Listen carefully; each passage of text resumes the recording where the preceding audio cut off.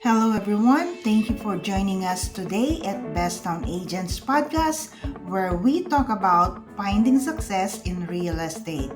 Today, we have a special guest from eXp Realty. Please welcome Realtor MacieJones. And thanks for being here, Macie. And Jocelyn, thanks for the introduction. Macie, why don't you just kick this thing off and tell us about your journey into real estate and how did you ever wind up in this business? Well, thank you very much for having me today. I really got started in Oregon. I'm a transplant from out of state, moved here 12 years ago now because we're in 2024. So 12 years ago, relocated up to Astoria, Warrenton. Kind of a feel up there. Bought my first home back in Nevada. Had a really bad experience with a real estate agent back there, and kind of always thought in the back of my head, man, if I ever do this job, I'm going to do it better. Then I kind of let it go because it wasn't my childhood thing to do. Even though my dad's been in construction since I was knee-high to a grasshopper, I've been around construction my whole life. And then I moved to Coos, Oregon, here on the Southern Oregon coast, and ended up in a rental property that we were actually looking to rent, and was overly impressed with the construction, the design. And then I was talking to the real estate agent who was showing it to me, and I thought, this might be fun. This might actually be fun. So then when I bought my first home here, another really bad experience with another real estate agent, and I just was determined to do it better, bigger and better. And that's kind of why I jumped in and went both feet in and got started in the field, because I purchased two homes and both experiences were not that great. So I just knew I wanted to be the better agent. And here I am today, loving every minute of it. That's great. That's great. Thanks, Macie.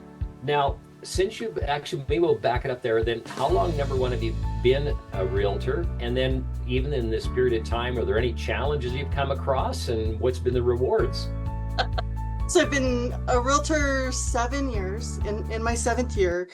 And realistically, the biggest challenge is, I look back when I first started, and the lack of training. Like real estate school, the 150 hours we have to do in Oregon doesn't teach you how to real estate.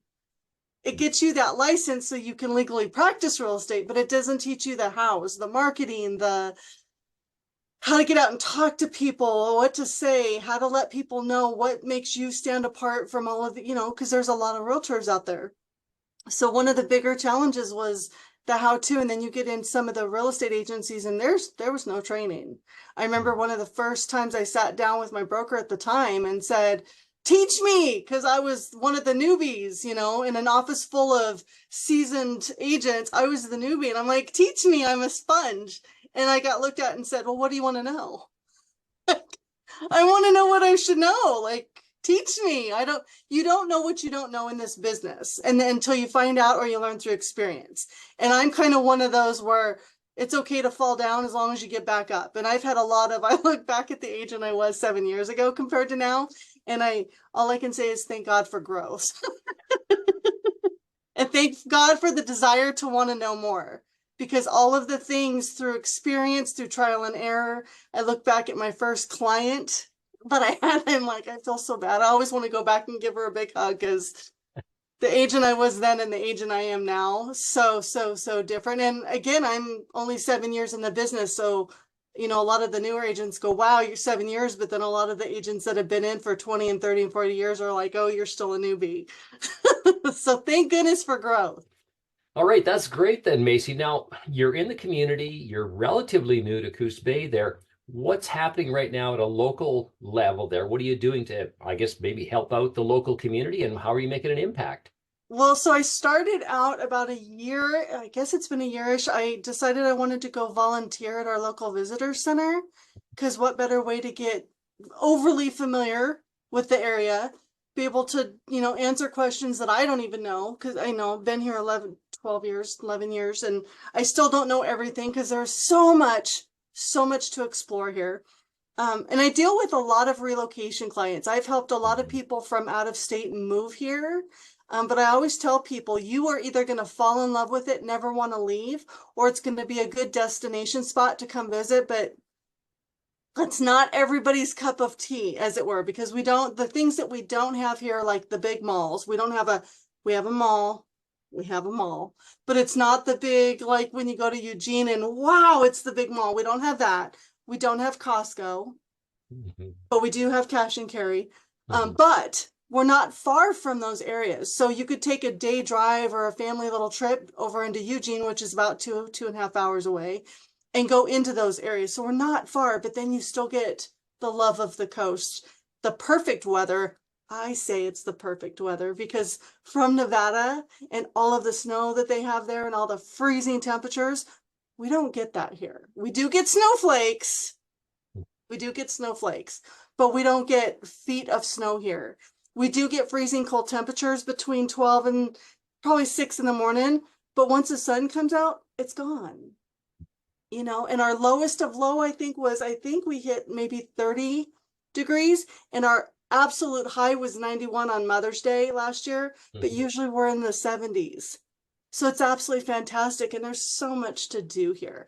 And I really like to let, like, especially relocation clients or people that are just here, get to know our area. So I go out and spotlight everybody, local events, our farmers market during the summer, our holiday lights at Short Acres during the winter time, but all of our local businesses, because we don't have a lot of chain businesses here. Like we don't have IHOP, which is the big joke around town is, oh, we're getting an IHOP, which is a big joke because I don't think we're ever going to get an IHOP. But we have a lot of the local mom and pop chain restaurant, which are the local business, locally owned businesses here that I love to go and put on my YouTube channel to let people know, like, we're local owned, we're small community strong. It's the don't mess with us kind of thing because we're really tight in our community. We love helping each other out. We're big on our veterans. My husband's 20 years military retired. We do have our Coast Guard here. So I just love sharing the area that I love to live in so much because I love it here. Macie, that's perfect. I'm glad to hear about all the local community involvement. Now, what about real estate itself? What's happened in this past 7 years, and what do you see happening in 2024 and beyond? Wow. So when I bought my home, when I got first into real estate and really didn't overly pay attention being the new real estate agent, I was just out, woohoo, this is fun. Let's go real estate, but you're not really paying attention to facts and stuff. But getting into it, when I actually bought my house, I bought at what I call the end of the last buyer's agent because it was you could actually, there was I would say quite a bit of inventory at the time, but the cost for a 3-bedroom, 2-bath house at the time was a lot less than it is now. And as a local homeowner, which I am now, I look at doing some of the remodeling that I'm doing now in my own home and the amount of equity that I've gained. And I look at like the dip in prices. And what I try and tell people is it's not one of those, oh my gosh, if you can afford it, go do it. Absolutely. There's good and bad to renting versus buying because I was a renter for a long time, local renter for 3 years.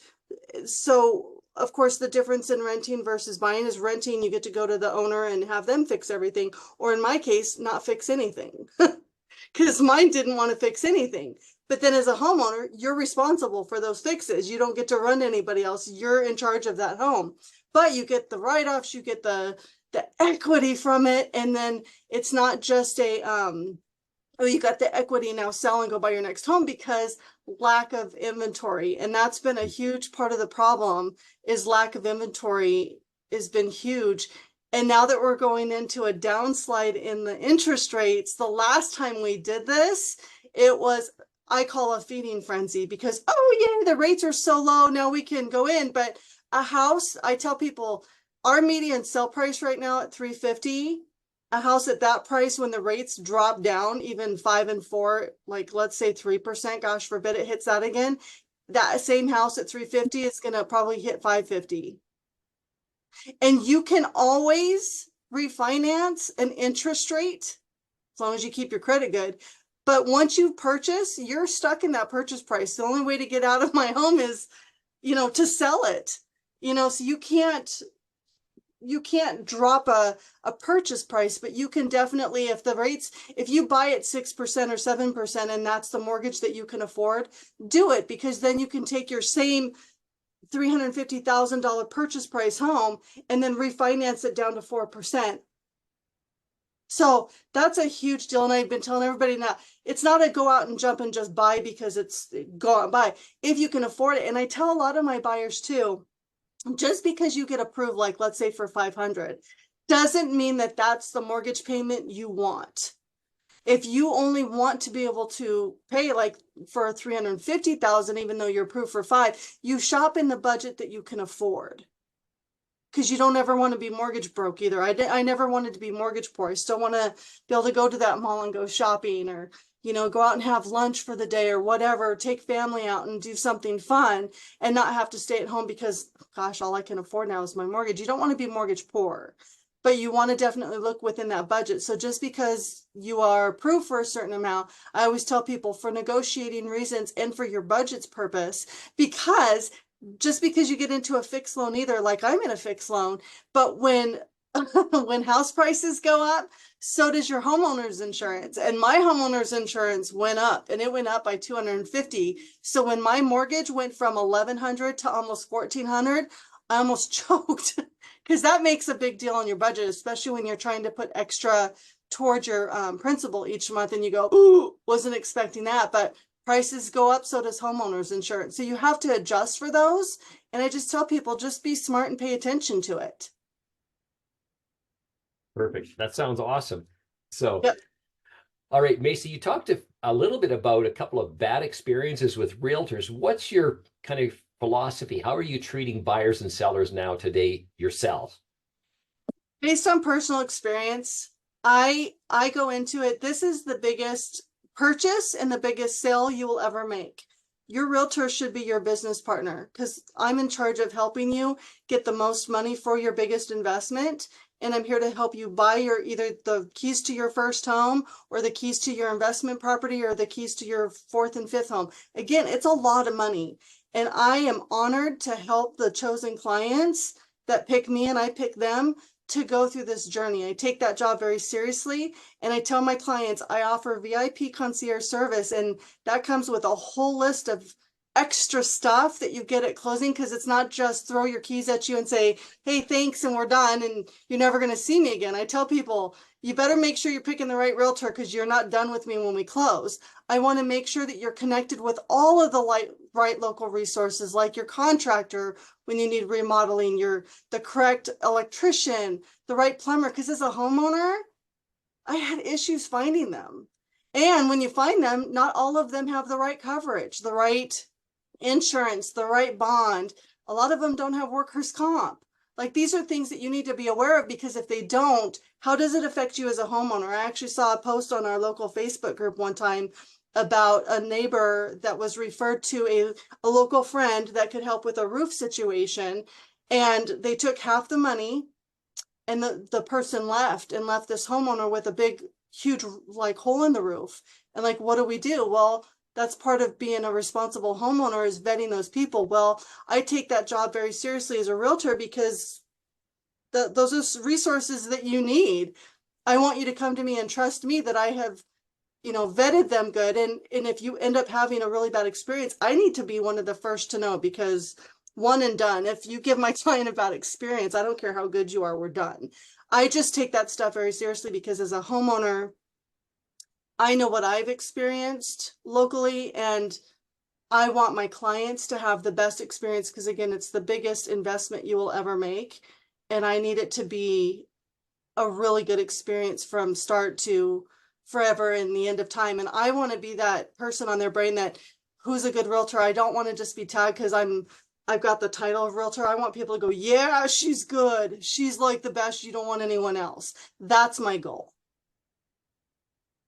Perfect. That's great. All right. So you've been in real estate 7 years, going on 8 years right now. Let's say somebody approaches you and says, you know what, I want to get into real estate. I want to be a realtor. What are what's some advice you could give them? Oh, it's so much fun. It's one of those jobs where kind of like the relocation thing. You're either going to love it or you're going to hate it. If you don't want to talk to people and you don't want to take I take my position to another level of not just being an agent and not telling people that's not my job. I mean, there's certain legalities that aren't, obviously my job that I have to, as long as it's legal and ethical, I'm all about it. There's been a lot of times when I've gone in and helped people paint their house because they really can't afford it. But I know at the end, it's going to add more value to their house and they're going to get more money in their pocket. And I know I want it done right.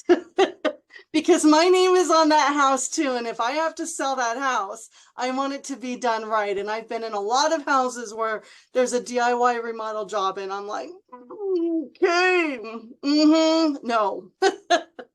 And as a client too, I just want to make sure that the experience is top notch. And I just won't accept anything less than that. So if you're coming into it with what I call commission breath and you're only in it for the dollar, a lot of agents do that, but I just look at it as I would rather walk away from a commission to do the right thing than sit in a commission to do the wrong thing just for the money. Not everybody has that idea, but yeah, no. That's the difference between me and a lot of other agents. So real estate should be fun. This is a really, really fun job if you allow it to be a fun job, but it can be stressful. It's not, every day is not, a bed of roses because you're still dealing with people and people are people. But in general, the good thing about our business too is we get to pick our clients. I tell everybody, you get to choose me and I get to choose you. I had a homeowner last year, the beginning of last year, that sat down with me and we were having the get to know each other conversation. And I know that she had talked to a couple of other real estate agents. And one of the comments that came up was she looked at me and said, well, I can fire you if I want to. Absolutely. Absolutely. But then she sits back and I sit back because we both had that moment of, she goes, oh, but you can fire me too. Absolutely. Absolutely. I didn't want to. She was a great, homeowner to work with. I was, would have been kind of bummed if I would have gotten fired. I picked her for a reason, but it was that realization that we get to pick each other. You get to pick the people you work with. When I was in the medical field for over 20 years, you don't get to pick your customers.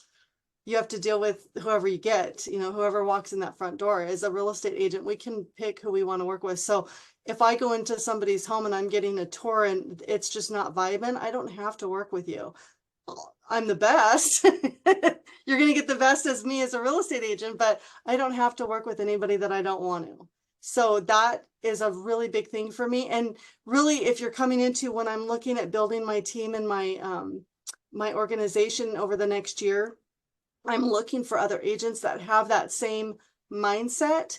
And I really want everybody to be client minded and not just commission breath. Because when you're commission breath, it's almost kind of like, I feel that used car salesman mentality of I'm going to sell you the car and then we're done. No, this is a relationship because I want you to feel comfortable and confident in referring me to your friends and family and feel confident that they're going to get taken care of by your realtor and be like, yes, that's my realtor, and be proud. Well, that's perfect, Macie. Now, can you recall a story about, one of your clients, buyer or seller, that kind of stands out? And can you share that with us?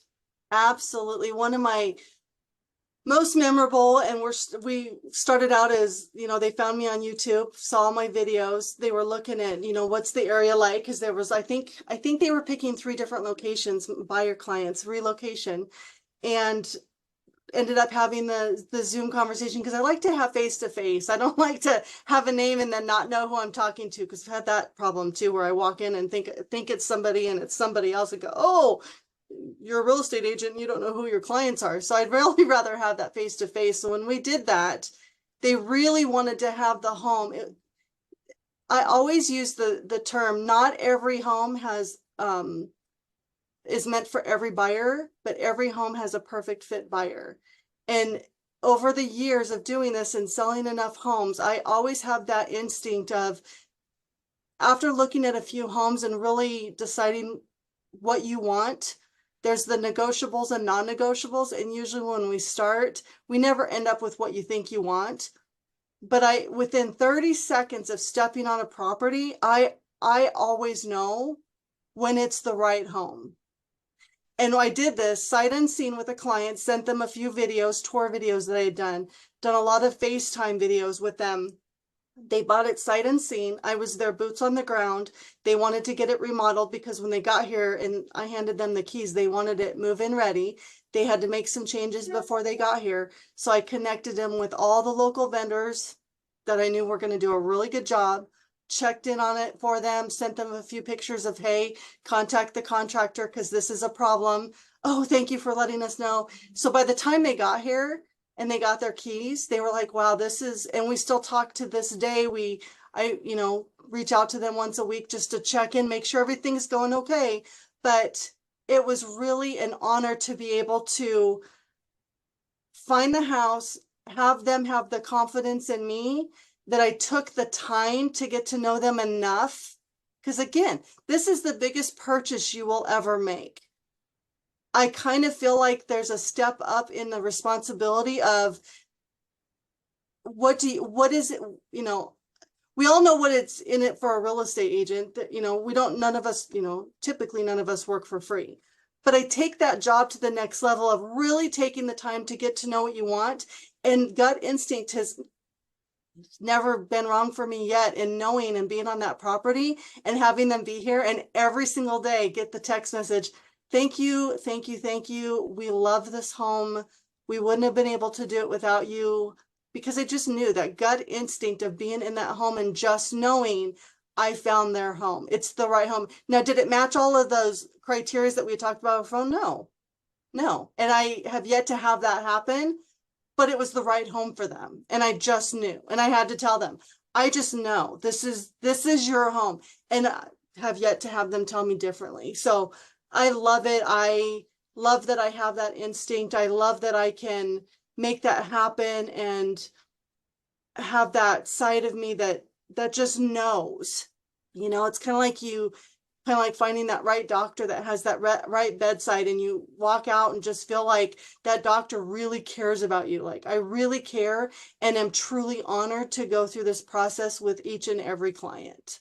Perfect. That sounds excellent. All right, Macie, in 7 years, you've seen a lot of things that have changed in real estate, and even prior to that by purchasing homes in other states. So what has happened change-wise in the real estate industry itself?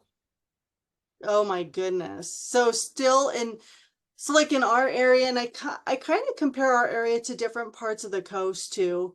Because I've heard a lot of people say, oh, it's too expensive to live on the coast. Well, expenses, everybody's individual perspective, but when you're looking at, for Coos County especially, in each of our cities within our county, you can get an oceanfront property for a medium sell price, or you can get country living all in one area. And to see the prices, the market is one of those things, unless you're doing real estate as an actual business, like a fix and flip business, like you're going to buy it today, renovate it, and sell it within the next 3 months as a business, you have to look at your real estate as long-term. And the long-term process, especially looking back when I bought my home 4 years ago now, there's things to put in your house that are return on investment. There's things that you put in your house that just because you like it, if you want to paint your room pink, there's a building in town that's all pink, and everybody says, Macie, did you paint that building? Because hence the pink. I'm like, no, I wouldn't go that crazy on a house. I've seen houses that are gray with pink doors, which I'm not sure that I would do that to my house, but putting little pink accents in it, sure. But in general, the overall changes in our market, the markets are going to always change. It's always going to change. I really look at comps. I'm in my MLS on a daily basis to see what's coming soon, what has sold in the last 7 days. And it's pretty amazing to see in our area. We still have that affordability in our market here. It's the affordability, but it's not too off the charts, and you can still get a fixer here. The fixers are untapped here. I tell people all the time, people don't look at the coast as being a investment market, and I have some good investors that are like, I'm glad we're in it with you, because we don't want anybody else to find you, because I help be boots on the ground. There's a lot of homes here. We have a lot of the older homes here that need, you know, a little bit of TLC and then turn it around and make good profit on it. Because again, the market here for selling homes and for rental homes, it's all low. We've had low inventory for a long time, and unfortunately we don't have a lot of neighborhood builds. If there's a new build going on here, it's a new construction for an individual because they're, you know, they found the land that they wanted to build on and they're building their home. It's not, there's not a lot of subdivisions going on here, a lot of that kind of stuff.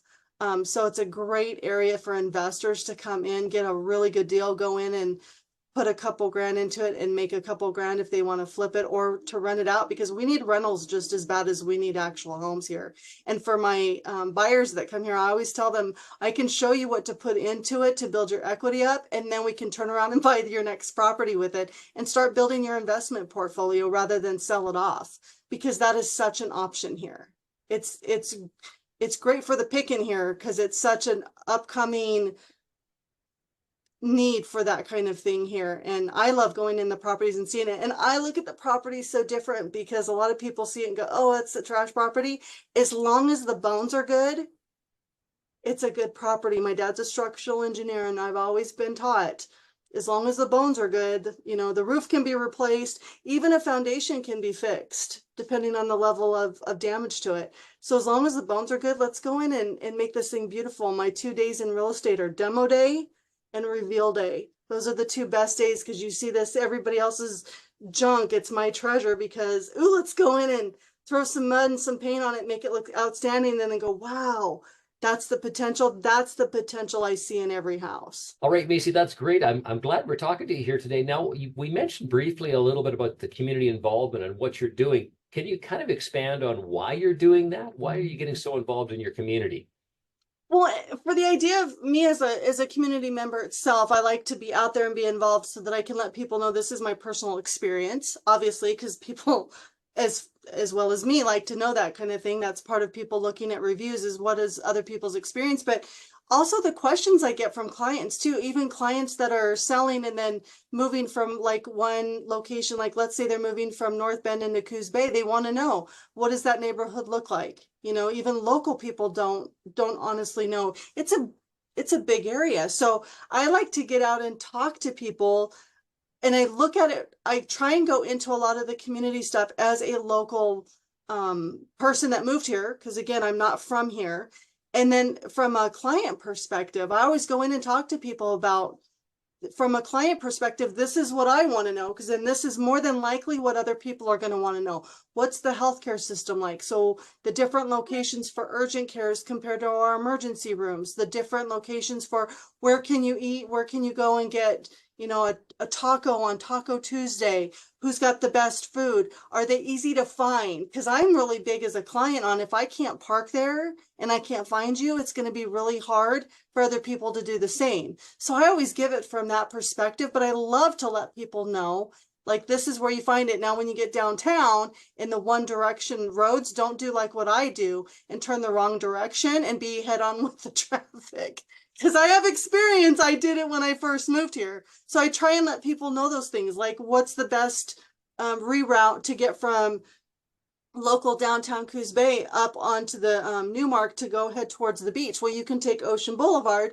Just be aware that local people want you to move over into the slow lane if you're going to go 40 or under, because that's what the fast lane is for. So just be aware, if you're getting tailgated, that's going to be a problem. I like to let people know these things because it's a thing. It's just a big thing here. So it's really important to me to let people know, again, perspective, because it's one of the very first things I ask people. If you haven't visited here and you're thinking about buying here, or you're thinking about moving here, it's a good thing to visit or go to my YouTube channel, because I do unboxings too. Each city gets an unboxing, and it's my favorite things and not so favorite things about each city, so that everybody can get a hopefully a bigger and better perspective and get to know our local community members and what is really going on. We have an ice skating rink here most people don't know about.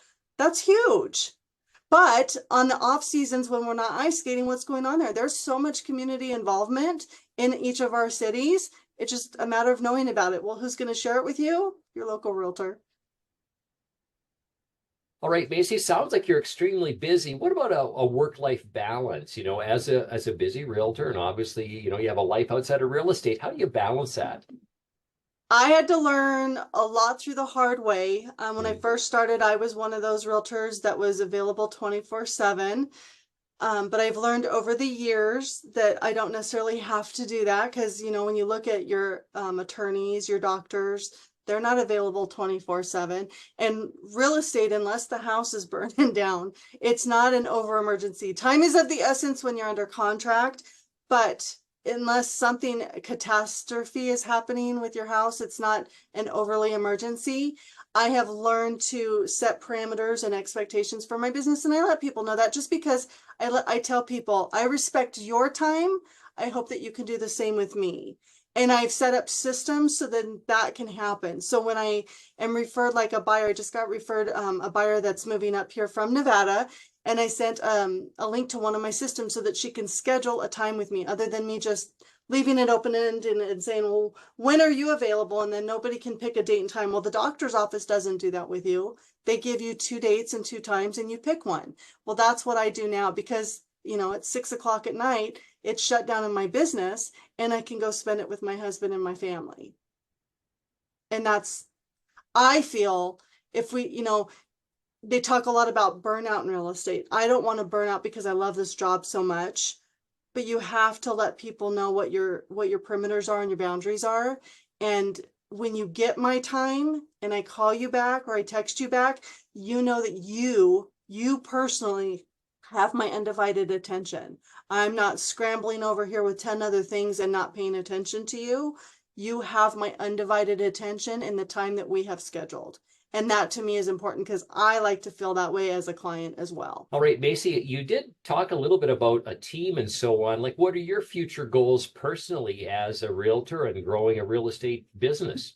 I knew when I started this business 7 years ago that eventually I would have what I thought was going to be my own brokerage because I knew I wanted my own team. I wanted to teach agents. I wanted to have really good agents on my team, whether local or international. And at the time I was looking at, before I found my current brokerage, I was looking at having to get licensed because I want to get licensed back in my home state just so I can, you know, have that participation there too. But in the brokerage that I'm in now, it allows me to have that ability to grow my LLC, my business, my company, still have my brand without all of the expensive overhead. So in this year specifically, I will start to build that because in my relocation especially, I want to have agents connected within my organization that have the similar like-minded awareness and treating their clients the way I believe that they should be treated. So I'm really looking forward this year to overly promoting, and real estate should be fun. When agents aren't having fun, I feel sad for them because I get really, really excited. Like sometimes I have to tone it down a little bit about doing real estate because every house is different, every client's different, every neighborhood's different. You can drive down, like I can drive over my hill over here and be in a whole new area and a whole new, like there's so much to learn. And when I got into remodeling my own home, especially in the investing side, oh my gosh, there's a whole new world. Like there is so much to learn in this business. If you aren't learning, you're sleeping, or you just really don't want to do this business. So I really believe that I want to really grow our team and our organization this year and bring people on that when I tell a client, yeah, we're going to refer you to a top-notch agent, that I don't have to think twice and I know that they're going to get treated with the same dignity, respect, and have, you know, the same honor that I have when I'm working with a client with that next agent that they're working with. Because when I say team, I actually mean team. We're all in this together and we're all working together to accomplish the same goal, which is to help people with their real estate. It's awesome. It's awesome. Perfect. All right, Macie. Now, lastly, outside of your work and what you're doing, community involvement, can you tell us a little bit more about, you know, what do you do personally? What are some of your hobbies or passions? Absolutely. So I'm a Jeep owner. Hmm. I love my Jeep, so I have all my ducks, and Jeep owners will know what that means. So I love giving out I go hunt down other local Jeeps and give them ducks, which is a lot of fun. I spend a lot of time at our beach because I'm a water girl and I love our ocean. And then I did, like I said before, I volunteered down at our local visitor center for a while.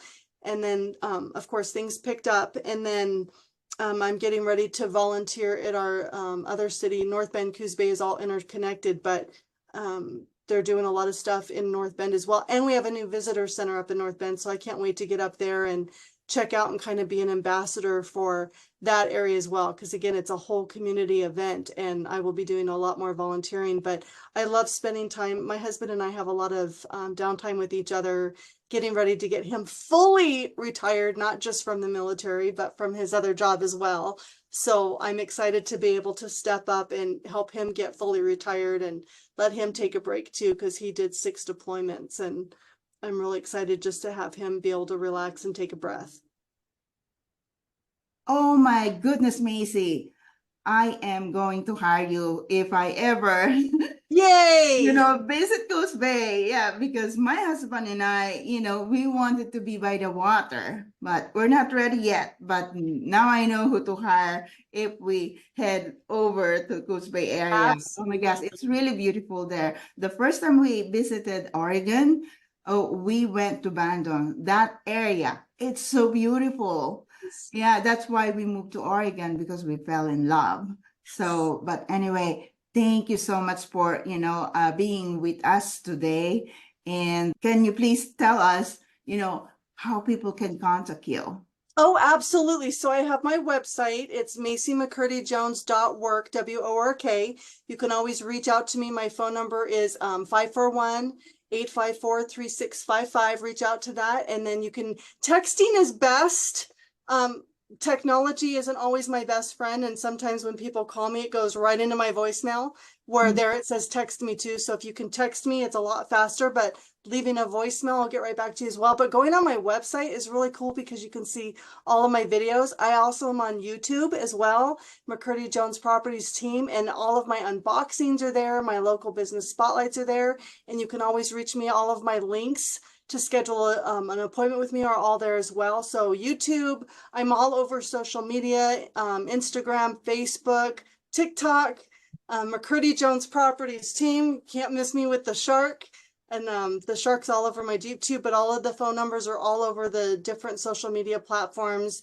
I'm just either a phone call, a text message, or an email away.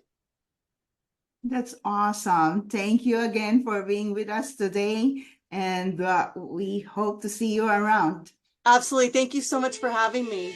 Thank you guys for watching Best Town Agents podcast, where we talk about finding success in real estate. So keep tuning in so we can bring you the best of the best. Perfect. Thanks a lot.